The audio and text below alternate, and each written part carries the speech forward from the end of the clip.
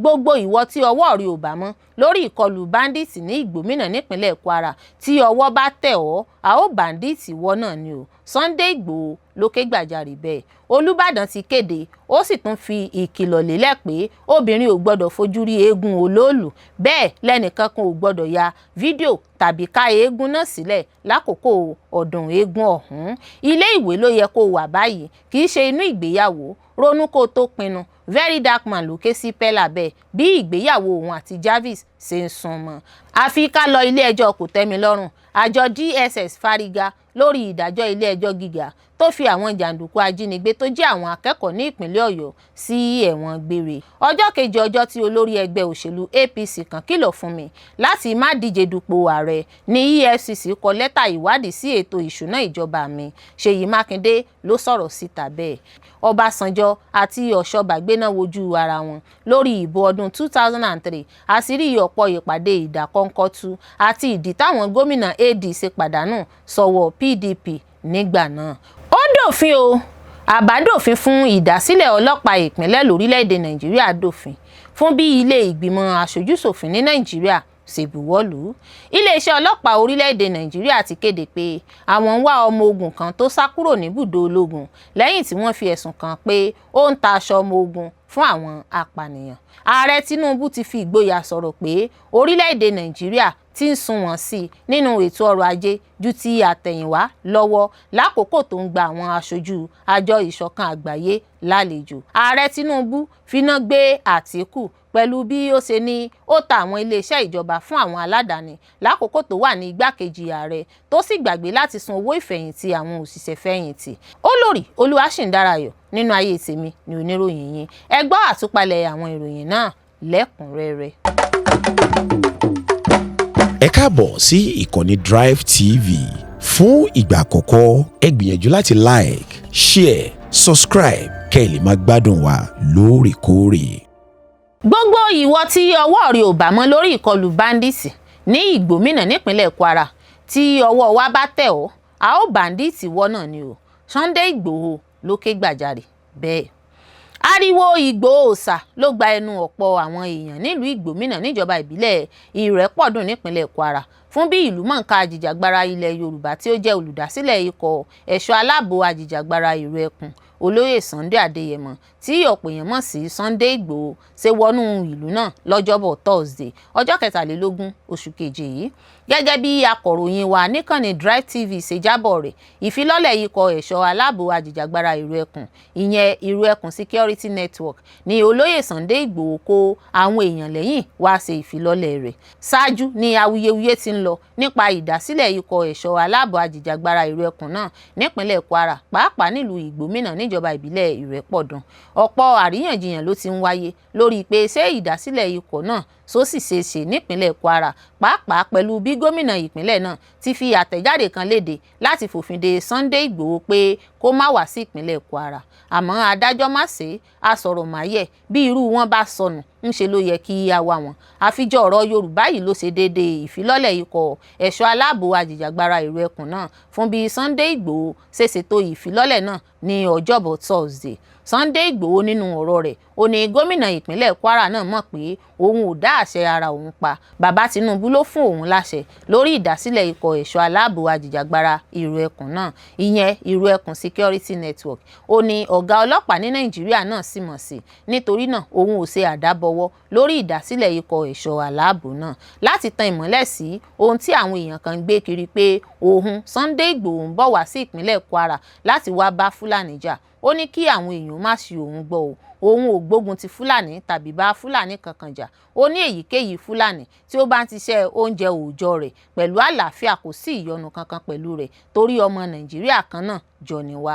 Ó ní ìfọwọ́sowọ́pọ̀ àwọn èèyàn ìlú Ìgbòmínà ṣe pàtàkì lásìkò yìí. Gẹ́gẹ́ bí ó ti wí, ó ní tí a bá fi ọwọ́ sowọ́pọ̀ gbogbo ìjínigbé tí wọ́n ń jí wá gbé yẹn ó máa dópin pátápátá. Ṣé ó ṣòro fún àlejò láti mọ sàréè afọ́jú? Ìgbòho ní gbogbo àwọn ajínigbé báńdíìtì yẹn kì í ṣe pé wọ́n ń déédéé wọ̀lú jíyàn gbé. Àwọn ọmọ ìlú kan wà tó ń fún wọn lọ́wọ́ ló jẹ́ kí wọ́n máa ṣe àṣeyọrí. Àmọ́ nípa ìfọwọ́sowọ́pọ̀ a ó fira wa sọ́ra wa láti mú àwọn alábọ̀dé tó ń ṣiṣẹ́ ibi náà. Ó ní kí àwọn èèyàn náà tẹ́tí gbọ́ ẹnikẹ́ni tí ọwọ́ bá tẹ̀ pé ó ń lọ́wọ́ nínú ìjínigbé báńdíìtì àwọn ò báńdíìtì òun náà ni. Nínú ọ̀rọ̀ rẹ̀ Ìgbòho ní lóòótọ́ lọ́jọ́ tó ti pẹ́ làwọn bàbá wa ti máa ń sọ pé kí ni ń bẹ nínú igbó tó ń dún mọ̀húrú. Ó ní kò sí nǹkan kan nínú igbó ìbẹ̀rù ju ìbẹ̀rù Ọlọ́run lọ. Ọlọ́run ló wà ńbẹ̀. Àmọ́ àwọn kan fara pamọ́ síbẹ̀ tí wọn ò ní ìbẹ̀rù Ọlọ́run. Ó ní gbogbo wọn làwọn ò lè jáde kúrò níbẹ̀. Ó wá sọ yànyà pé òun ò fọwọ́ mímú báńdíìtì tí wọ́n bá ìbọn lọ́wọ́ rẹ̀ láyé o. Àfi èyí tí wọ́n bá rí gẹ́gẹ́ bí afurasí ni kí wọ́n ó fà fún àwọn agbófinró ọlọ́pàá lọ́wọ́. Ìgbòho lòun ti fọwọ́ àwọn èèyàn tí wọ́n jẹ́ aṣojú fún ikọ̀ ẹ̀ṣọ́ aláàbò ajìjàgbara ìlú Ẹkùn sọ̀yà pé wọ́n ó fi ọmọlúàbí ṣe iṣẹ́ ìrújú wọn láì ní mú òun lómù. Nítorí náà kí àwọn èèyàn òun wọn má bà ojú òun jẹ́. Ó ní èyíkéyìí nínú wọn tí ó bá ṣe tayọ àlàkalẹ̀ òfin tí ọwọ́ àjọ ọlọ́pàá ẹ̀ka DSS bá mú òun ò ní yọjú débi tí òun ò bá tán ọ̀ràn. Nítorí náà kí àwọn èèyàn náà fi òótọ́ inú ṣe iṣẹ́ ìrújú wọn. Ó wá fọwọ́ ẹ̀ sọ̀yà pé gbogbo àwọn ìlú tí ìkọlù ìgbésùnmọ̀mí ti ń wáyé ní Ìgbòmínà níjọba ìbílẹ̀ Ìrẹ́pọ̀dùn nípínlẹ̀ Kwara lòun ó dé. Gẹ́gẹ́ bí ó ti wí ó ní àwọn ó dé Babańlá, Eruku, Èkìtì àti àwọn ìlú yòókù tí ìkọlù ìgbésùnmọ̀mí ti ń wáyé ní ìlú náà. Olúbàdàn ti kéde ó sì tún fi ìkìlọ̀ léde pé obìnrin ò gbọ́dọ̀ fojú rí eégún olóòlù bẹ́ẹ̀ lẹ́nìkankan ò gbọ́dọ̀ ya fídíò tàbí ká eégún náà sílẹ̀ lákòókò ọdún eégún ọ̀hún. Olúbàdàn tilẹ̀ Ìbàdàn Ọba Rashidi Adéwọ̀lú Ládọjà ti kìlọ̀ fún àwọn olùgbé ìlú Ìbàdàn pé wọn kò gbọ́dọ̀ ya àwòrán ṣe fídíò tàbí ká eégún olóòlù sílẹ̀. Ọba Ládọjà gómìnà ìpínlẹ̀ Ọ̀yọ́ tẹ́lẹ̀ rí tún sọ pé gẹ́gẹ́ bí àṣà Ìbàdàn àwọn obìnrin kò gbọ́dọ̀ fojú rí eégún olóòlù. Ọba náà fi ìkìlọ̀ yìí hàn nínú àtẹ̀jáde kan tí olórí ẹ̀ka ìròyìn sí Olúbàdàn Chief Solomon Ayọ̀adé fọwọ́ sí ní ọjọ́ Ẹtì. Gẹ́gẹ́ bí wọ́n sì sọ eégún olóòlù ni a mọ̀ sí ọ̀kan lára àwọn egungun tó tóbi jùlọ nínú ìtàn ìlú Ìbàdàn. Nínú àtẹ̀jáde náà Olúbàdàn kéde pé ayẹyẹ ọlọ́dọọdún tí olóòlù yóò bẹ̀rẹ̀ ní ọjọ́ Ajé. Ó tún kìlọ̀ pé wọn ò fi ààyè gba ẹnìkankan láti ya àwòrán ṣe fídíò tàbí ká egungun náà sílẹ̀. Kábíyèsí tún ṣàlàyé pé àṣà Ìbàdàn kò fààyè gba kí obìnrin fojú rí eégún olóòlù. Ó sì rọ gbogbo àwọn olùgbé ìlú Ìbàdàn láti tẹ̀lé gbogbo òfin àti ìlànà tó ń darí ìrìn àjò ayẹyẹ náà. Ó tún pe àwọn ẹ̀ka ààbò pé kí wọ́n ṣiṣẹ́ takuntakun láti rí i pé àlàáfíà àti ìbọ̀wọ̀ fún òfin wà ní gbogbo àkókò ayẹyẹ náà. Àtẹ̀jáde náà sọ pé kábíyèsí kìlọ̀ fún gbogbo àwọn obìnrin pé wọn kò gbọ́dọ̀ fojú rí eégún olóòlù nítorí pé ó lòdì sí àṣà àti ìṣe ilẹ̀ Ìbàdàn. Bákan náà ni ẹnikẹ́ni kò gbọ́dọ̀ ya àwòrán tàbí ṣe fídíò egungun náà. Ó tún fi kún pé kábíyèsí tún rọ àwọn olórí eégún olóòlù, àwọn olórí eégún míì, àwọn ọmọlẹ́yìn wọn, àwọn ọmọ ẹlẹ́sìn oríṣiríṣi àti gbogbo aráàlú pé kí wọ́n jẹ́ kí àlàáfíà jọba kí wọ́n sì yàgò fún ohunkóhun tó lè fa ìjà, ìdàrúdàpọ̀ tàbí àìbọ̀wọ̀ fún òfin àti àlàáfíà ní àkókò ayẹyẹ náà. Ilé ìwé ló yẹ kó wà báyìí kì í ṣe inú ìgbéyàwó. Ronú kó tó pinnu. Very Dark Man ló ké sí Pella bẹ́ẹ̀ bí ìgbéyàwó òun àti Jarvis ṣe ń sún mọ́lẹ̀. Olùyànnànà lórí ayélujára Martins Vincent Ose tí ọ̀pọ̀ èèyàn mọ̀ sí Very Dark Man VDM ti gba àwọn olókìkí lórí TikTok Pella àti Jarvis níyànjú pé kí wọ́n má ṣe yára ṣe ìgbéyàwó. Ó sọ pé wọ́n sì kéré jù láti wọnú ìgbéyàwó lọ. Daily Post rántí pé Pella àti Jarvis ṣẹ̀ṣẹ̀ kéde pé ọjọ́ ayẹyẹ ìgbéyàwó wọn tí yóò wáyé ní ọjọ́ kìíní oṣù kẹjọ ọdún 2026. Nígbà tó ń fèsì sí ìkéde náà nínú fídíò kan tí ó fi sí ojú òpó ayélujára rẹ̀, Very Dark Man sọ pé ó yẹ kí tọkọtaya náà ronú jinlẹ̀ kí wọ́n tó tẹ̀síwájú pẹ̀lú èròǹgbà wọn. Ó kìlọ̀ pé ìgbéyàwó kì í ṣe ohun tí a lè fi wé ṣíṣe eré àti ẹ̀fẹ̀ lórí ayélujára. Ó sọ pé ní ìwòye òun kò dàbí ẹni pé wọ́n ti múra tán tàbí kójú òṣùwọ̀n fún ìgbéyàwó. Ó tún sọ pé Pella ní pàtàkì yẹ kí ó kọjú mọ́ ẹ̀kọ́ rẹ̀ ni kí ó sì fi èrò ìgbéyàwó sílẹ̀ fún ìgbà míì. Very Dark Man sọ pé Jarvis àti Pella mo ní ìrètí pé ẹ mọ ohun tí ẹ ń ṣe nítorí pé ìgbéyàwó kì í ṣe eré tàbí ẹ̀fẹ̀ lórí ayélujára. Ẹ gbọ́dọ̀ ronú dáadáa lórí ìpinnu yìí. Pella ọ̀dọ́mọdékùnrin sì ni ọ́, ó yẹ kó wà nílé ẹ̀kọ́ kì í ṣe nínú ìgbéyàwó. Ronú jinlẹ̀ kí o tó ṣe ìpinnu yìí.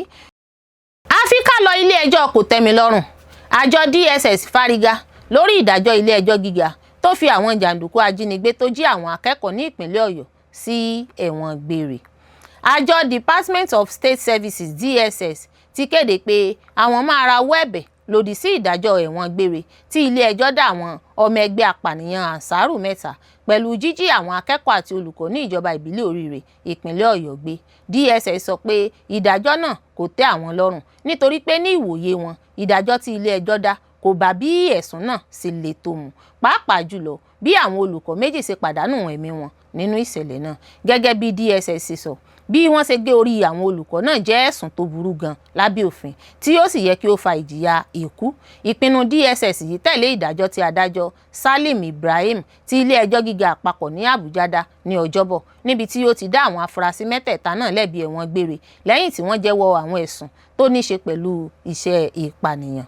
Àwọn tí wọ́n dá lẹ́bi náà ni Abdulrazak Umar tí wọ́n tún mọ̀ sí Abu Khalifa tàbí Abu Khalid, Yunusa Musa tí wọ́n tún mọ̀ sí Yunusa bin Musa àti Samsu Adamu Sani tí wọ́n mọ̀ sí Abu Isari. Ilé ẹjọ́ dá wọn lẹ́bi pé wọ́n jẹ́ ọmọ ẹgbẹ́ Darussalam, ẹgbẹ́ kan tí wọ́n sọ pé ó ní ìbáṣepọ̀ pẹ̀lú ẹgbẹ́ apànìyàn Ansaru. Wọ́n tún jẹ́wọ́ pé wọ́n fi ìmọ̀ nípa ìjínigbé náà pamọ́, wọ́n sì ń tan ẹ̀kọ́ ìgbàgbọ́ aláfojúsùn tó léwu kalẹ̀. Ní àfikún, Abdulrazak Umar tún jẹ́wọ́ sí àwọn ẹ̀sùn míì tó ní ṣe pẹ̀lú pípèsè ẹ̀kọ́ fún àwọn apànìyàn, pípèsè ìtọ́sọ́nà àti irinṣẹ́ fún iṣẹ́ wọn àti gbígba àwọn ọmọ ẹgbẹ́ náà nípa ẹ̀sìn aláfojúsùn. Àwọn afurasí náà tí gbogbo wọn jẹ́ ọmọ ìbílẹ̀ ìpínlẹ̀ Niger ní DSS fi ẹ̀sùn 10 kàn tó ní ṣe pẹ̀lú ìjínigbé, iṣẹ́ apaniláyà, fífi ìmọ̀ pamọ́ àti ríran àwọn apànìyàn lọ́wọ́ gẹ́gẹ́ bí abala 16(1) ti Terrorism Prevention and Prohibition Act 2022 ṣe sọ. DSS sọ fún ilé ẹjọ́ pé àwọn afurasí náà mọ̀ọ́mọ̀ fi ìmọ̀ nípa iṣẹ́ ìpànìyàn pamọ́, wọ́n kópa nínú jíjí àwọn akẹ́kọ̀ọ́ àti olùkọ́ gbé, wọ́n sì lo àwọn ọ̀nà ìbánisọ̀rọ̀ ẹ̀rọ láti ṣètò ẹ̀kọ́ àti iṣẹ́ fún àwọn apànìyàn. Adájọ́ Salim Ibrahim dá gbogbo wọn lẹ́bi ẹ̀wọ̀n gbére lórí ẹ̀sùn 6, nígbà tí Abdulrazak Umar tún gba àwọn ìdájọ́ ẹ̀wọ̀n gbére míì lórí ẹ̀sùn 7, 9 àti 10. Nígbà tí DSS ń fèsì sí ìdájọ́ náà, wọ́n sọ pé bí ó tilẹ̀ jẹ́ pé dídá àwọn afurasí náà lẹ́bi jẹ́ ìgbésẹ̀ pàtàkì nínú ìjà lòdì sí iṣẹ́ ìpànìyàn, ṣùgbọ́n ìjìyà tí ilé ẹjọ́ fún wọn kò tó bí ẹ̀ṣẹ̀ tí wọ́n ṣẹ̀ sí burú tó. Nítorí náà DSS sọ pé àwọn máa gbé ọ̀rọ̀ náà lọ sí ilé ẹjọ́ kòtẹ́milọ́rùn nítorí pé wọ́n gbà pé pípa àwọn olùkọ́ méjì náà yẹ kí ó fa ìjìyà tó pọ̀ jù bẹ́ẹ̀ lọ gẹ́gẹ́ bí òfin ṣe sọ. Ìṣẹ̀lẹ̀ tuntun yìí wáyé lẹ́yìn ọjọ́ díẹ̀ tí ilé ẹjọ́ gíga àpapọ̀ ní Àbújá dá àwọn olórí Ansaru méjì Mahmood Muhammad Usman Abu Bara àti igbákejì rẹ̀ Mahmood Al-Nigeri Malam Mahmuda lẹ́bi ẹ̀wọ̀n gbére nítorí àwọn ẹ̀sùn tó ní ṣe pẹ̀lú iṣẹ́ ìpànìyàn. Ọjọ́ kejì ọjọ́ tí olórí ẹgbẹ́ òṣèlú APC kan kìlọ̀ fún mi láti má díje dupò ààrẹ ní EFCC kọ lẹ́tà ìwádìí sí ètò ìṣúná ìjọba mi. Ṣèyí Mákindé ló sọ̀rọ̀ síta bẹ́ẹ̀. Gómìnà ìpínlẹ̀ Ọ̀yọ́ Onímọ̀-ẹ̀rọ Ṣèyí Mákindé ti ṣàlàyé pé ọ̀kan lára àwọn olórí ẹgbẹ́ All Progressives Congress APC ti kìlọ̀ fún òun pé kóun má ṣe díje dupò pẹ̀lú ààrẹ Bọ́lá Ahmed Tinubu nínú ìdìbò ààrẹ ọdún 2027 lẹ́yìn tí ẹgbẹ́ APC ti fọwọ́ sí Tinubu gẹ́gẹ́ bí olùdíje ààrẹ kan ṣoṣo fún ẹgbẹ́ náà.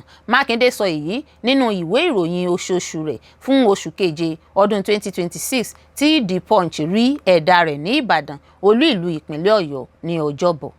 Nígbà tó ń ṣàlàyé lórí ìpinnu ilé ẹjọ́ gíga àpapọ̀ tó wà ní Ìbàdàn tó pàṣẹ fún àjọ Economic and Financial Crimes Commission EFCC pé kí wọ́n má ṣe tẹ̀síwájú pẹ̀lú ìwádìí tí wọ́n fẹ́ ṣe sí ìṣúná ìjọba ìpínlẹ̀ Ọ̀yọ́. Mákindé sọ pé ọjọ́ kan lẹ́yìn ìkìlọ̀ náà ní EFCC béèrè fún gbogbo ẹ̀dà àwọn àdéhùn iṣẹ́ àti àwọn owó tí ìjọba ìpínlẹ̀ ti san fún àwọn agbaṣẹ́ṣe láti ọdún 2021. Ó ní EFCC kò dárúkọ iléeṣẹ́ agbaṣẹ́ṣe, ìṣúná tàbí ẹ̀sùn kankan tí wọ́n fẹ́ ṣe ìwádìí rẹ̀. Gẹ́gẹ́ bí The Punch ṣe ròyìn, ilé ẹjọ́ gíga àpapọ̀ nígbà tó ń ṣe ìdájọ́ ẹjọ́ tó ní nọ́mbà FHC IBCS 61/2025 tí ìjọba ìpínlẹ̀ Ọ̀yọ́ pè ṣàlàyé pé EFCC ní àṣẹ lábẹ́ òfin láti ṣe ìwádìí àwọn ẹ̀sùn ìwà ìbàjẹ́ àti àwọn ẹ̀sùn tó ní ṣe pẹ̀lú ìṣúná, ṣùgbọ́n ilé ẹjọ́ tẹnumọ́ pé wọ́n gbọ́dọ̀ lo àṣẹ náà ní ìbámu pẹ̀lú òfin orílẹ̀-èdè àti ìlànà òfin. Nínú àtẹ̀jáde tí olùdámọ̀ràn pàtàkì fún gómìnà Mákindé lórí ìròyìn Sulaiman Ọlánrewájú fi síta, ilé ẹjọ́ sọ pé ìwádìí tí EFCC fẹ́ ṣe sí ìṣúná ìjọba ìpínlẹ̀ Ọ̀yọ́, pàápàá ohun tí wọ́n béèrè nínú lẹ́tà wọn ní ọjọ́ 2 oṣù kẹfà ọdún 2025 dá lórí àfojúsùn àti àwárí láìsí ẹ̀rí tó dájú. Ilé ẹjọ́ tún sọ pé kò yẹ kí ẹ̀tọ́ àwọn olùjẹ́jọ́ sí gbígbọ́ àlàyé di títẹ̀ lójúmọ́lẹ̀ ní orúkọ ìwádìí. Mákindé tún sọ nínú ìwé ìròyìn rẹ̀ pé ọ̀kan lára àwọn olórí APC kìlọ̀ fún mi ní ọjọ́ 1 oṣù kẹfà ọdún 2025 pé mi ò gbọdọ̀ díje fún ipò ààrẹ ní ọdún 2027 lẹ́yìn tí wọ́n fọwọ́ sí Bọ́lá Tinubu gẹ́gẹ́ bí olùdíje kan ṣoṣo tí ẹgbẹ́ òṣèlú APC yàn. Ó fi kún pé ní ọjọ́ kejì lẹ́yìn ìkìlọ̀ náà, EFCC béèrè fún gbogbo àdéhùn iṣẹ́ àti àwọn owó tí ìjọba ìpínlẹ̀ Ọ̀yọ́ ti san fún àwọn agbaṣẹ́ṣe láti ọdún 2021 láì dárúkọ iléeṣẹ́, ènìyàn, ìṣúná tàbí ẹ̀sùn kankan. Mákindé sọ pé ìjọba òun kọ̀ láti fọwọ́sowọ́pọ̀ pẹ̀lú EFCC, ṣùgbọ́n wọ́n béèrè pé kí EFCC sọ pàtó àwọn agbaṣẹ́ṣe tàbí àwọn ìṣúná tí wọ́n fẹ́ ṣe ìwádìí lé lórí kí wọ́n lè fi àwọn ìwé tó yẹ hàn wọ́n. Ó ní EFCC kò dáhùn sí ìbéèrè náà. Èyí ló mú kí ìjọba ìpínlẹ̀ Ọ̀yọ́ lọ sí ilé ẹjọ́ láti béèrè ìtumọ̀ òfin lórí bóyá irú ìbéèrè tó gbòòrò bẹ́ẹ̀ bófin mu. Gómìnà sọ pé ilé ẹjọ́ ṣàlàyé pé EFCC ní àṣẹ láti ṣe ìwádìí àwọn ẹ̀sùn ìwà ìbàjẹ́, ṣùgbọ́n ó ṣàlàyé pé wọ́n gbọ́dọ̀ lo àṣẹ náà ní ìbámu pẹ̀lú òfin orílẹ̀-èdè àti ìlànà òfin. Ó tún sọ pé ilé ẹjọ́ ṣàpèjúwe ìbéèrè EFCC náà gẹ́gẹ́ bí ohun tó dá lórí àfojúsùn àti ìsapá láti wá ẹ̀sùn láìsí ẹ̀rí tó dájú. Ó sọ pé gbogbo ìbéèrè fún ìwé tàbí ìmọ̀ gbọ́dọ̀ ní ìbáṣepọ̀ pẹ̀lú ẹ̀sùn kan tó hàn kedere. Mákindé sọ pé òun kò fẹ́ mọ̀ bóyá àkókò tí EFCC fi kọ lẹ́tà náà ní ìtumọ̀ pàtàkì, ṣùgbọ́n ó rọ àwọn ọmọ Nàìjíríà pé kí wọ́n wo bí àwọn ìṣẹ̀lẹ̀ náà ṣe tẹ̀lé ara wọn, kí wọ́n sì ṣe ìpinnu tiwọn. Ó tẹnumọ́ pé kò sí ìjọba tó ga ju ìwádìí tó bófin mu lọ. Ó sọ pé ìjọba òun ti máa ń ṣí sílẹ̀ fún àyẹ̀wò àti òtítọ́ nínú ojúṣe. Ó tún sọ pé òtítọ́ nínú ojúṣe gbọ́dọ̀ dá lórí ẹ̀rí, kì í ṣe lórí ìwádìí tó gbòòrò ní ìrètí pé a ó rí ẹ̀sùn kà sí ìyàn lẹ́sẹ̀. Mákindé ṣàpèjúwe ìdájọ́ ilé ẹjọ́ náà gẹ́gẹ́ bí ìṣẹ́gun fún ìlànà òfin, kì í ṣe ìṣẹ́gun lòdì sí EFCC. Ó ní ìpinnu náà tún fi hàn pé gbogbo iléeṣẹ́ ìjọba gbọ́dọ̀ ṣiṣẹ́ lábẹ́ òfin orílẹ̀-èdè àti ìlànà òfin. Ó sọ pé ìdájọ́ yìí fi hàn pé orílẹ̀-èdè nílò aṣáájú tó ń bọ̀wọ̀ fún ìlànà tó tọ́, òfin orílẹ̀-èdè àti àṣẹ òfin. Ọbásanjọ́ àti Ọ̀ṣọ́bà gbéná wojú ara wọn lórí ìbò ọdún 2003. Àṣírí ọ̀pọ̀ ìpàdé ìdákọ́ńkọ́tú àti ìdí táwọn gómìnà AD ṣe pàdánù sọ́wọ́ PDP nígbà náà. Ààrẹ tẹ́lẹ̀ rí ní Nàìjíríà Olúṣẹ́gun Ọbásanjọ́ ti fèsì sáwọn ọ̀rọ̀ tí gómìnà tẹ́lẹ̀ rí ní ìpínlẹ̀ Ògùn Olúṣẹ́gun Ọ̀ṣọ́bà sọ nípa àwọn ìṣẹ̀lẹ̀ tó wáyé ṣáájú ètò ìdìbò ọdún 2003. Ọbásanjọ́ sọ pé òun kò tàn ẹnikẹ́ni jẹ tàbí parọ́ fún ẹnikẹ́ni tàbí àwọn adarí ẹgbẹ́ òṣèlú Alliance for Democracy AD lórí ìdìbò náà, gẹ́gẹ́ bí Ọ̀ṣọ́bà ṣe sọ. Ní ọdún 2018 ní Ọ̀ṣọ́bà nínú àtẹ̀jáde kan tí ó sọ pé Ọbásanjọ́ ṣe àtànjẹ fún gbogbo àwọn gómìnà tó wà lábẹ́ ẹgbẹ́ òṣèlú AD ní ẹkùn gúúsù ìwọ̀ oòrùn Nàìjíríà, èyí tó mú kí àwọn pàdánù ipò àwọn nínú ìdìbò náà. Àmọ́ Ọbásanjọ́ ti wá fèsì lórí àwọn ìṣẹ̀lẹ̀ tó wáyé nígbà náà, níbi tó ti ní igbákejì òun lásìkò ọ̀hún Àtíkù Abubakar gbìyànjú láti yọ òun nípò ààrẹ.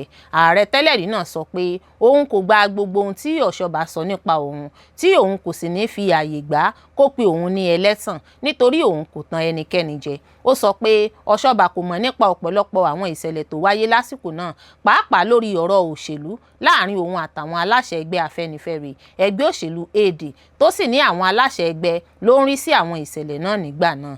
Ọbásanjọ́ sọ pé bí àwọn gómìnà ẹgbẹ́ òṣèlú AD náà ṣe pàdánù níbi ètò ìdìbò ọdún 2003, kò sẹ́yìn ohun táwọn aráàlú ń fẹ́ àti pé wọ́n ṣe àyípadà èsì ìbò ní ìpínlẹ̀ kan péré ní PDP kò ṣe gba ìpínlẹ̀ náà. Ó ní Ọ̀ṣọ́bà kọ̀ láti polongo fún àtúndì ìbò rẹ̀ nígbà náà tó sì padà tọrọ àforíjì fún ìwà àfojúdi tó hù lọ́wọ́ àwọn aráàlú rẹ̀ lásìkò tí ètò ìdìbò ń tẹnu bọ̀dọ̀ lọ nígbà náà. Ó fi kún pé àwọn ìwà tí àwọn gómìnà náà hù ló jẹ́ kí wọ́n pàdánù ètò ìdìbò wọn kí wọ́n sì máa dẹ̀bi ìṣẹ̀lẹ̀ ọ̀hún lé òun lórí. Nígbà tó ń sọ̀rọ̀ lórí ìgbìyànjú láti yọ òun nípò ààrẹ, Ọbásanjọ́ sọ pé igbákejì òun Àtíkù Abubakar ló lọ lẹ̀dí àpò pọ̀ pẹ̀lú olórí ilé aṣojúṣòfin Gali Nahaba láti yọ òun nípò ààrẹ nítorí èròǹgbà rẹ̀ láti di ààrẹ Nàìjíríà. Ọbásanjọ́ fẹ̀sùn kàn pé mílíọ̀nù 5 náírà ní Àtíkù fún Nahaba nígbà náà láti fi bẹ̀rẹ̀ ìgbésẹ̀ láti yọ òun nípò lásìkò tí òun kò sí nílé lọ́jọ́ Ẹtì kan. Ó ṣàlàyé pé olórí òṣìṣẹ́ iléeṣẹ́ ààrẹ lórí bí Àtíkù ṣe fún Nahaba ní mílíọ̀nù 5 náírà náà tó sì gbọ́ nípa ohun tí wọ́n sọ pé kí wọ́n bẹ̀rẹ̀ ìgbésẹ̀ láti yọ òun nípò tó ká gbogbo rẹ̀ sílẹ̀ tó sì ṣàlàyé fún òun. Ó fi kún pé òun kò kábàámọ̀ gbogbo ìgbésẹ̀ tí òun gbé nígbà náà nítorí òun kò ṣẹ̀ṣẹ̀ kankan tó lè mú ilé aṣòfin yọ òun nípò bí kò ṣe igbákejì òun tí ó ń wá gbogbo ọ̀nà láti di ààrẹ ní tipátipá. Ó tún fẹ̀sùn kàn pé lẹ́yìn tí èròǹgbà láti yọ òun nípò kò bọ́ sí mọ́, Àtíkù Abubakar tún mú èròǹgbà gba ọ̀nà ibòmíràn tó sì bẹ̀rẹ̀ sí ní ṣiṣẹ́ pẹ̀lú àwọn gómìnà AD. Ó ní lára àwọn ìgbésẹ̀ tó gbé nígbà náà ni láti lọ pẹ̀lú Alex Ekwueme kí Alex lè gbé ìjọba fún nígbà tí wọ́n bá ti wà nípò fún ọdún 3 tàbí kó rí dájú pé àwọn gómìnà ẹgbẹ́ òṣèlú AD kò ní alátakò kankan lásìkò ìbò ọdún 2003 kí wọ́n bá lè ṣe tirẹ̀ lẹ́yìn tí wọ́n bá wọlé tán. Gbogbo yín ohun tí Àtíkù sọ fún yín tí kò bá ètò ìṣèjọba àwa ara wa mu yìí tó bá jẹ́ pé ohun tí wọ́n sọ fún yín ni pé èmi ni mo wà nídìí èròǹgbà náà, irọ́ ni wọ́n pa fún yín. Tó bá jẹ́ pé nǹkan tí wọ́n sọ fún yín nìyẹn, kò sí ẹni tó gbèrò nínú yín láti kàn sí mi láti béèrè lọ́wọ́ mi àbí nítorí mi ò kí ń ṣe ọmọ ẹgbẹ́ Afẹ́nifẹ́re àti AD ni kò jẹ́ kí ẹ béèrè lọ́wọ́ mi. Nígbà tó ń sọ̀rọ̀ lórí àwọn ìgbésẹ̀ tó wáyé lẹ́yìn tó kúrò lọ́gbà ẹ̀wọ̀n, Ọbásanjọ́ ní ohun tó wu òun láti gbájúmọ́ ni ìdílé àtàwọn ọmọ òun, ṣùgbọ́n àwọn èèyàn ló wá bá òun láti darapọ̀ mọ́ òṣèlú kí òun sì díje dupò ààrẹ. Ọbásanjọ́ ní òun sọ fún àwọn tó wá bá òun sọ̀rọ̀ láti darapọ̀ mọ́ òṣèlú tó jẹ́ Yorùbá pé tí òun bá máa darapọ̀ mọ́ òṣèlú, ẹgbẹ́ tó kó gbogbo ẹ̀yà mọ́ra ni òun máa darapọ̀ mọ́, tí òun sì darapọ̀ mọ́ ẹgbẹ́ òṣèlú People's Democratic Party PDP. Ó ní òun gbàgbọ́ pé ètò òṣèlú kò yẹ láti dá ọ̀tá sílẹ̀ láàrin àwọn èèyàn yìí, èyí ló sì mú kí òun ní ìbáṣepọ̀ pẹ̀lú gbogbo àwọn ẹ̀yà míì. Ó fi kún pé gbogbo ìgbà 3 ọ̀tọ̀ọ̀tọ̀ tí òun lọ sọ́dọ̀ olórí ẹgbẹ́ Afẹ́nifẹ́re nígbà náà, Abraham Adesanya, fún àtìlẹ́yìn wọn. Ó ní Adesanya sọ fún òun pé ìran Yorùbá kò ní dìbò fún òun tó sì ń sọ fún òun pé kí òun darapọ̀ mọ́ ẹgbẹ́ òṣèlú AD. Ó sọ pé òun fèsì padà fún pé òun kò darapọ̀ mọ́ AD nítorí òun rí ẹgbẹ́ òṣèlú náà bí èyí tó jẹ́ ti ẹ̀yà Yorùbá nìkan. Nígbà tó ń sọ̀rọ̀ nípa ẹ̀sùn tí Ọ̀ṣọ́bà fi kàn án pé Ọbásanjọ́ béèrè fún àtìlẹ́yìn àwọn gómìnà AD láti mú ìdúró ire bá ìṣèjọba rẹ̀, ó ní òun ní àwọn ìgbìmọ̀ aláṣẹ àtàwọn gómìnà ìpínlẹ̀ 30 tó ń ṣe àtìlẹ́yìn fún òun àti pé òun kò nílò wọn fún nǹkan kan. Ààrẹ tẹ́lẹ̀ rí náà bu ẹnu àtẹ́lu ẹgbẹ́ Afẹ́nifẹ́re fún bí wọ́n ṣe ti ẹ̀yà bọ ẹgbẹ́ òṣèlú wọn tó sì ní ọ̀pọ̀ àwọn olórí ẹgbẹ́ náà bíi Olóyè Adésànyà, Gani Daudu àti Ayọ̀ Adésànyà ni wọ́n kábàámọ̀ èyí ṣáájú ikú wọn. Nígbẹ̀yìn, Ọbásanjọ́ kan sára sí Ọ̀ṣọ́bà fún ìpèsè ilẹ̀ tí wọ́n kọ́ yàrá ìkàwé Olúṣẹ́gun Ọbásanjọ́ Presidential Library tó wà nílùú Abẹ́òkúta sí. Ó ní ìpèsè ilẹ̀ náà ní ohun kan gbòógì tí Ọ̀ṣọ́bà ṣe fún ìpínlẹ̀ Ògùn lásìkò ìṣèjọba rẹ̀. Bákan náà ló rọ Ọ̀ṣọ́bà láti ní ìwà ìrẹ̀lẹ̀ pé ètò òṣèlú kò yẹ kó ba ìwà ọmọlúàbí jẹ́ tí kò sì yẹ kó ba ìbáṣepọ̀ pẹ̀lú ẹni tí wọn kò bá jọ jẹ́ ọmọ ẹgbẹ́ òṣèlú kan náà jẹ́. Ó dòfin o, àbádòfin fún ìdásílẹ̀ ọlọ́pàá ìpínlẹ̀ lórílẹ̀‐èdè Nàìjíríà dòfin fún bí ilé ìgbìmọ̀ aṣojúṣòfin ní Nàìjíríà sì buwọ́lù. Àbá láti ní ọlọ́pàá ìpínlẹ̀ lórílẹ̀‐èdè Nàìjíríà èyí tí àwọn aṣòfin ti wà lórí rẹ̀ fún ìgbà pípẹ́ ní ilé ìgbìmọ̀ aṣojúṣòfin ti buwọ́lù báyìí o. Èyí wáyé lọ́jọ́bọ̀ Thursday ọjọ́ 23 oṣù keje ọdún 2026 yìí. Lásìkò ìjókòó ìpàdé àwọn aṣòfin náà ni wọ́n fẹnu kò lé àbá náà lórí lẹ́yìn tí wọ́n fagilé àtúnṣe tẹ́lẹ̀ tí wọ́n ṣe lórí ìdásílẹ̀ ọlọ́pàá ìpínlẹ̀ ọ̀hún tí wọ́n sì gba èyí wọlé. Ìgbésẹ̀ náà ni yóò fún àwọn ìpínlẹ̀ yìí káàkiri Nàìjíríà láǹfààní láti ní ọlọ́pàá tí yóò jẹ́ ti agbègbè wọn tí wọn yóò sì dádúró yàtọ̀ sí ti ìjọba àpapọ̀. Àbá tí wọ́n buwọ́lù yìí ni àfojúsùn wọn lórí pé yóò mú iṣẹ́ ọlọ́pàá rọrùn lẹ́sẹ̀ kúkú níbi tí àwọn ọmọ ìpínlẹ̀ tó mọ tinú tẹ̀yìn agbègbè wọn yóò ti lè ṣiṣẹ́ agbófinró. Ààbò agbègbè ní ìrètí tún wà pé yóò dára sí i bí ọlọ́pàá ìpínlẹ̀ bá wà. Bí ilé ìgbìmọ̀ aṣojúṣòfin ṣe tún buwọ́lù báyìí lẹ́yìn tí ilé ìgbìmọ̀ aṣòfin àgbà ti buwọ́lù ń tọ́ka sí pé ìgbésẹ̀ ọlọ́pàá ìpínlẹ̀ ti ń farahàn pé yóò ṣeé ṣe. Wọn yóò gbé méjèèjì lọ sí ẹ̀ka òfin tó kàn kó tó dé ọ̀dọ̀ ààrẹ fún ìbuwọ́lù tí yóò sọ di òfin. Ẹ ó rántí pé ó pẹ́ tí àwọn alẹ́nulọ́rọ̀ àti aráàlú ti ń pè fún ìdásílẹ̀ ọlọ́pàá ìpínlẹ̀ kó tó di pé ẹ̀kọ́ ń fojú mímú hàn lórí rẹ̀ báyìí. Lábẹ́ àbá tuntun yìí, ọlọ́pàá ìjọba àpapọ̀ kò ní yọjú sí iṣẹ́ àwọn tìpínlẹ̀ àfi àwọn èyí tó bá le gidi tí apá ìpínlẹ̀ kò ká.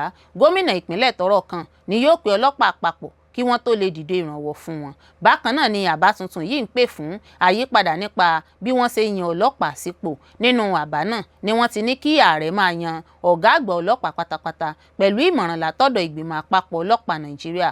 Ṣùgbọ́n àbá náà sọ pé gómìnà ni yóò máa yan kọmíṣánná ọlọ́pàá fún ìpínlẹ̀ rẹ̀. Òun ni yóò máa yan kọmíṣánná lára àwọn ọlọ́pàá tó ń ṣiṣẹ́ fún ìlú rẹ̀.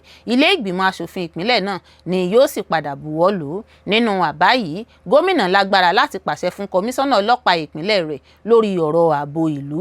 Ṣùgbọ́n bí kọmíṣánná náà bá rí i pé àṣẹ ọ̀hún kò bá òfin mu tàbí tó lòdì sí òfin iṣẹ́ ọlọ́pàá, wọ́n lè darí ọ̀rọ̀ náà sí ọ̀dọ̀ ìgbìmọ̀ ọlọ́pàá ìjọba àpapọ̀. Ohun tí àwọn ìyẹn bá sì sọ ní abẹ́gẹ́ tí gbogbo wọn yóò sì ṣe. Iléeṣẹ́ ológun orílẹ̀-èdè Nàìjíríà ti kéde pé àwọn ń wá ọmọ ogun kan tó sá kúrò níbùdó ológun lẹ́yìn tí wọ́n fi ẹ̀sùn kàn pé ó ń ta aṣọ ọmọ ogun fún àwọn apànìyàn.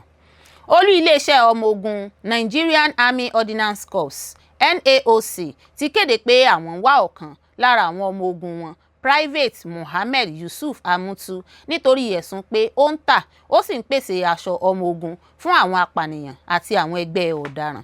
Gẹ́gẹ́ bí àtẹ̀jáde kan tí Major Olúwaṣọpẹ́ Dorcas Àlùkò, olùrànlọ́wọ́ olùdarí ẹ̀ka ìbánisọ̀rọ̀ Nigerian Army Ordnance Corps fi síta ní Ọjọ́bọ̀ sísọ, ìwádìí àkọ́kọ́ fi hàn pé ọmọ ogun náà tó ń ṣiṣẹ́ ní Nigerian Army Ordnance Kit Factory fi ibùdó iṣẹ́ rẹ̀ sílẹ̀ láì gba àṣẹ ní ọjọ́ kẹta oṣù kẹfà ọdún 2026. Iléeṣẹ́ ọmọ ogun Nàìjíríà sọ pé lẹ́yìn tí ó sá kúrò ní ibùdó rẹ̀, àwọn aláṣẹ ológun kéde rẹ̀ gẹ́gẹ́ bí ẹni tí wọ́n ń wá. Wọ́n sì fi kún pé ìsapá ńlá ń lọ lọ́wọ́lọ́wọ́ láti wá kí wọ́n lè mú wá fún ìwádìí tó péye àti ìgbésẹ̀ ìbáwí tó dá lórí òfin ológun. Nínú àtẹ̀jáde náà wọ́n ní olú iléeṣẹ́ ológun Nigerian Army Ordnance Corps ti kéde ọ̀kan lára àwọn ọmọ ogun rẹ̀, Private Mohammed Yusuf Amutu, gẹ́gẹ́ bí ẹni tí wọ́n ń wá nítorí ẹ̀sùn pé ó kópa nínú títà àti pípèsè aṣọ ọmọ ogun fún àwọn apànìyàn àti àwọn ẹgbẹ́ ọ̀daràn mìíràn láì bófin mu.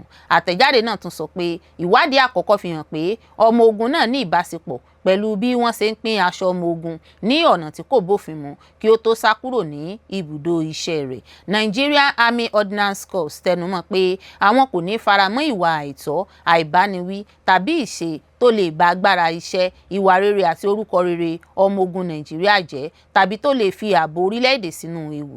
Gẹ́gẹ́ bí àtẹ̀jáde náà ṣe sọ, ọmọ ogun tí a bá rí pé ó ṣe ìrànlọ́wọ́ fún àwọn apànìyàn, àwọn ọ̀daràn tàbí ẹgbẹ́ mìíràn nípasẹ̀ títà, fífi ránṣẹ́ tàbí pínpín aṣọ ológun, ohun èlò ológun tàbí àwọn ohun èlò ológun mìíràn láì ní àṣẹ yóò dojúkọ ìjìyà gẹ́gẹ́ bí òfin ológun àti òfin orílẹ̀-èdè ṣe sọ.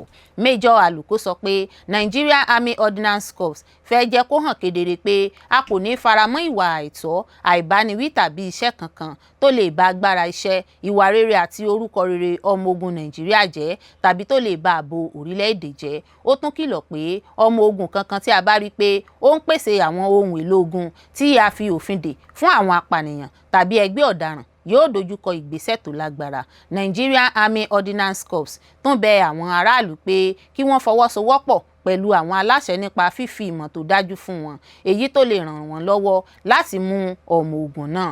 Wọ́n tún rọ ẹnikẹ́ni tó bá ní ìmọ̀ nípa ibi tí Private Mohammed Yusuf Amutu wà kí ó sọ fún ibùdó ọmọ ogun tó súnmọ́ jùlọ tàbí ẹ̀ka aláàbò kan láì fi àkókò ṣòfò.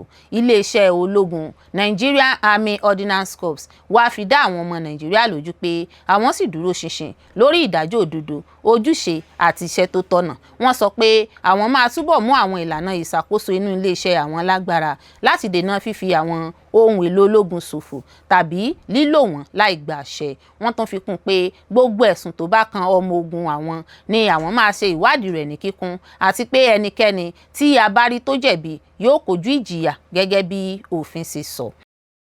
Ààrẹ Tinubu ti fi ìgboyà sọ̀rọ̀ pé orílẹ̀-èdè Nàìjíríà ti ń sunwọ̀n sí i nínú ètò ọrọ̀ ajé ju ti àtẹ̀yìnwá lọ́wọ́ lákòókò tó ń gba àwọn aṣojú àjọ ìṣọ̀kan àgbáyé lálejò. Ààrẹ Bọ́lá Ahmed Tinubu ti sọ ní Ọjọ́bọ̀ pé ọrọ̀ ajé Nàìjíríà ti kọjá àkókò tó nira jùlọ. Ó ní ìjọba òun ti ń darí ọrọ̀ ajé tó dúró ṣinṣin báyìí. Ààrẹ tún sọ pé àwọn ìlànà àtúnṣe tí ìjọba rẹ̀ ti gbé kalẹ̀ ti ń gba àfiyèsí àti oríyìn láti ọ̀dọ̀ àwọn orílẹ̀-èdè míì. Ó fi dá àwọn ọmọ Nàìjíríà lójú pé àwọn àǹfààní míì láti inú àwọn àtúnṣe wọ̀nyí yóò bẹ̀rẹ̀ sí hàn láìpẹ́. Tinubu sọ èyí nígbà tó ń gbàlejò ẹgbẹ́ olùṣèwádìí kan tó ń jẹ́ àṣeyọrí Tinubu lábẹ́ àbójútó aṣojú Nàìjíríà sí àjọ ìṣọ̀kan àgbáyé UN Ambassador Jimoh Ibrahim ní ilé ìjọba rẹ̀. Ó sọ pé ìfẹ́ tí àwọn iléeṣẹ́ lágbàáyé ní láti bá Nàìjíríà ṣiṣẹ́ àti láti dókòwò lórílẹ̀-èdè yìí jẹ́ àbájáde ìsapá àpapọ̀ àwọn ọmọ Nàìjíríà ní oríṣiríṣi ẹ̀ka tí wọ́n ti ń ṣiṣẹ́ takuntakun láti mú kí àwọn àtúnṣe ìjọba rẹ̀ ṣàṣeyọrí. Nígbà tó ń bá olórí ẹgbẹ́ náà sọ̀rọ̀, ààrẹ sọ pé kó mójútó iṣẹ́ rẹ̀ ní àjọ ìṣọ̀kan àgbáyé kí ó sì yẹra fún gbogbo ohun tó lè dí i lọ́wọ́. Ó ní mo ní ìgbàgbọ́ nínú agbára rẹ̀. Iṣẹ́ tí o sì ń ṣe ní àjọ ìṣọ̀kan àgbáyé jẹ́ ohun tó mú wa láyọ̀. Ó ti ṣe àṣeyọrí púpọ̀ ní àkókò kúkúrú yìí, mo sì ní ìgboyà láti fi ọ yangàn. Ó tún sọ pé gẹ́gẹ́ bí ó ṣe sọ, èyí jẹ́ àǹfààní pàtàkì tó lè máa tún ṣẹlẹ̀ nínú ìtàn wa láìpẹ́. Nítorí náà mo fẹ́ kí o ṣiṣẹ́ takuntakun sí i kí Nàìjíríà lè ní àga ìjókòó títí láé nínú àjọ ìṣọ̀kan àgbáyé. Ààrẹ ṣèlérí pé ìjọba rẹ̀ yóò máa tẹ̀síwájú nínú àwọn ìlànà tí yóò máa mú ọrọ̀ ajé túbọ̀ lágbára sí i ní Nàìjíríà. Ó ní mo lè sọ pé ọrọ̀ ajé orílẹ̀-èdè wa ti kọjá àkókò tó ṣòro jùlọ. Bí ó tilẹ̀ jẹ́ pé òṣèlú máa ń ní àwọn ìpèníjà tirẹ̀, a ní dáwọ́ iṣẹ́ àtúnṣe dúró. Ìmúpadàbọ̀sípò ọrọ̀ ajé ti bẹ̀rẹ̀, a sì ń darí ọrọ̀ ajé tó dúró ṣinṣin báyìí.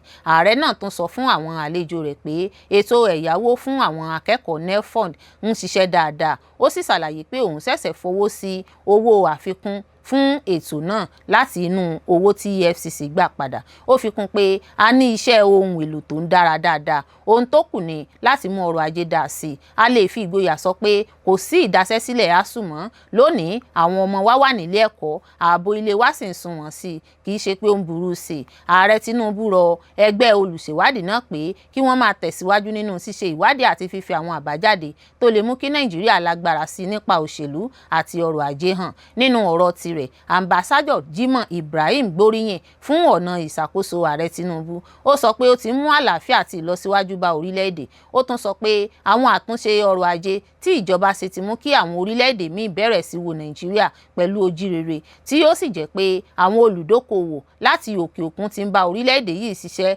ní ọ̀pọ̀ ẹ̀ka. Jimoh Ibrahim tún sọ pé àṣeyọrí tóun ti ní àjọ ìṣọ̀kan àgbáyé jẹ́ àbájáde àtìlẹ́yìn tóun rí lọ́dọ̀ ààrẹ Tinubu. Ó wáá fi dá ààrẹ lójú pé òun yóò máa ṣiṣẹ́ takuntakun láti rí i pé Nàìjíríà gba àga ìjókòó pàtàkì nínú ìgbìmọ̀ ààbò àjọ ìṣọ̀kan àgbáyé. Ààrẹ Tinubu finá gbé Àtíkù pẹ̀lú bí ó ṣe ní ó ta àwọn iléeṣẹ́ ìjọba fún àwọn aládàáni lákòókò tó wà ní igbákejì ààrẹ tó sì gbàgbé láti san owó ìfẹ̀yìntì àwọn òṣìṣẹ́ fẹ̀yìntì.